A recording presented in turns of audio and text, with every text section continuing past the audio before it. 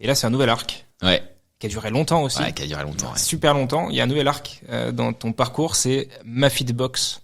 Donc là, on arrive après le Masters, on arrive à Mafitbox, qui t'emmène donc sur un projet professionnel très concret qui a même plutôt très bien marché. Qui a très bien marché.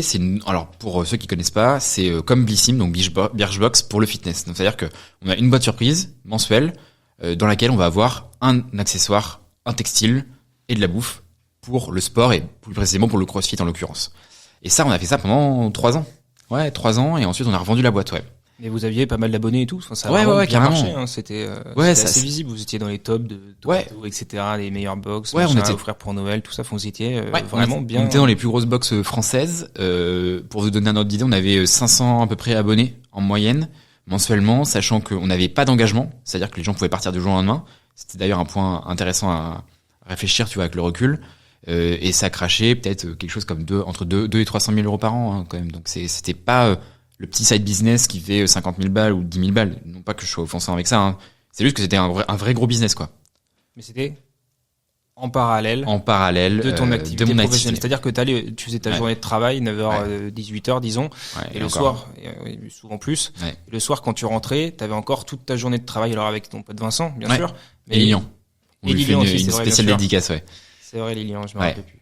Absolument. Donc, vous étiez 3 dans le business, mais vous étiez quand même tous les 3 à devoir travailler tous les soirs ensemble pour faire avancer le business et que ça marche bien, etc. Donc toi, t'avais vraiment 2 journées de travail dans les pattes chaque jour, quoi. Ouais, exactement. Et le week-end aussi, évidemment. Le week-end, et ouais, c'était une orga de ouf. Et franchement, mais le truc, tu vois, c'est pareil. On n'est pas devenu riche par rapport à ça. On n'a pas gagné beaucoup d'argent, pour être très clair. Mais par contre, les enseignements qu'on a pris en 3 ans, mais laisse tomber, quoi. Laisse tomber. Franchement, c'est pour ça qu'en fait, et on n'a mis aucun fonds propre là-dedans. C'est-à-dire qu'on a mis 0 € de notre poche. On a lancé le business, on a mis 0. Et on a juste cru, on a fait de la croissance qu'avec la profitabilité de la boîte. Parce que vous aviez mis en vente la première box avant de l'avoir. En fait. Ouais, c'est ça, on a fait une précommande, on en a vendu, je crois, on était au ski tous les 3. Ouais, c'est ça, on était au ski tous les 3, parce qu'on avait un week-end, un concours d'entrepreneurs, je sais pas quoi. On a d'ailleurs jamais eu la récompense, coucou, j'aime. Et du coup, j'aime, c'est mon école de commerce, c'est pour ça que je dis coucou, il nous a jamais envoyé la récompense. On a fait ce concours-là, et le jour du concours, on lance le site internet. Et là, clac, on est en train de danser, faire la teuf et tout. Et là, clac, les commandes. On a fait, je crois, 80 commandes le premier mois. Ce qui est, genre, assez costaud, tu vois, et on a fait x2 sur le mois d'après. Donc là, on s'est dit, ok, c'est parti, on a trouvé le truc, quoi. Et là, ça vous a permis aussi d'apprendre à gérer toutes les galères possibles, les problèmes de livraison. Je me rappelle quand je venais à l'appartement dans votre coloc, quand il y avait des tonnes et des tonnes de t-shirts, il y avait eu des problèmes de commandes, vous n'arriviez pas à envoyer les colis, etc. Enfin bon, il y a eu, c'était l'aventure, quoi. Vous avez tout découvert sur le tas, dans l'expérience, quoi.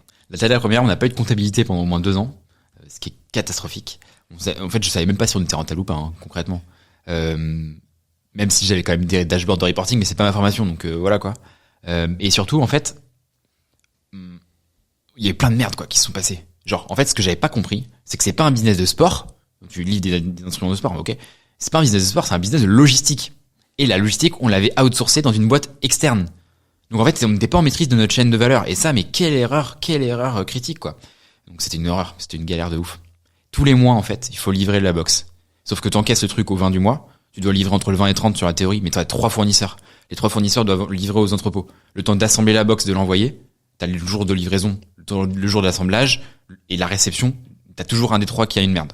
Donc typiquement, si il y en a un qui a les entrepôts qui vont cramer. L'autre, t'as les entrepôts qui sont noyés. L'autre, il nous a piqué les produits. Ils nous ont piqué notre thune, ils nous ont jamais livré les produits. C'était une galère. Et donc des fois, on arrivait à avoir 2 mois de retard, quoi, sur la livraison de la box. Mais laisse tomber, quoi. Quel enfer. Mais et donc tu te fais chier dessus sur les SAV, tu te fais défoncer par les clients et tout. Ça fait 2 mois que j'ai payé, j'ai toujours pas reçu ma box, c'est pas possible. Et moi je les appelais entre midi et 2. Je suis désolé, etc. On a ça comme problème, hyper authentique, mais ouais, ça te forme de ouf. C'était fait à la main, quoi, par trois types de 25 ans. Ouais, c'est ça. Sortie d'études, école de commerce, carrément. C'était vraiment le travail. Jouer à des rouilles, quoi. Ouais, c'est ça. Vraiment à l'arrache, quoi.